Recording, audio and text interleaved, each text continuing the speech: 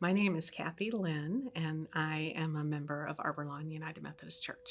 I joined Arbor Lawn back about 24 years ago when it was Overton Park United Methodist Church. We had just moved here. My daughter was a baby, about a year old, and I needed a church that would have a good children's program too, and so I started my hunt, and we lived just down the street at the time, and Arbor Lawn, Overton Park at the time was the first church that I visited and felt completely welcome at that time. Ever since my daughter started into the Sunday school programs, I started helping and became involved as in being a Sunday school teacher.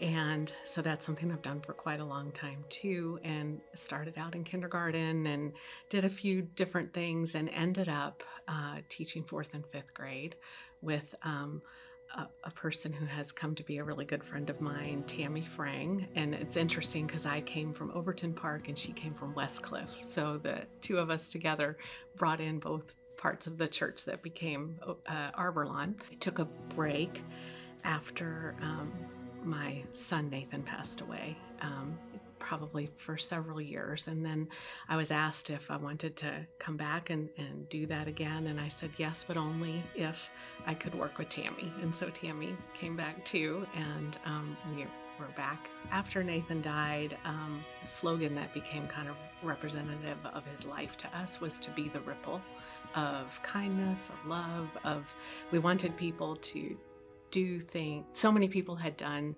so many amazing, wonderful things for us during the time that he was the 10 months from his diagnosis until he died. People from our church, from our school, from our community, our neighbors and friends, everybody, family, just wrapped us so tightly and walked that path with us. I was telling my sister about it. You're just so moved by that, that people really look out for you. And I told her, and she said, well, Nathan's ripple continues. And so then from that became kind of our slogan to honor his legacy, which was to be the ripple of kindness, love. The imagery of that, of how if you throw a stone into a pond, you'll get a big splash, which to me, that was his life, was a big splash, had a big impact. What we always talk about with the kids is that they are not too young to make a difference. And I think sometimes kids think that they are. They watch big things happening, and those are good. We need to have the big things happen, but they themselves don't feel like that they really have the power to make much change. So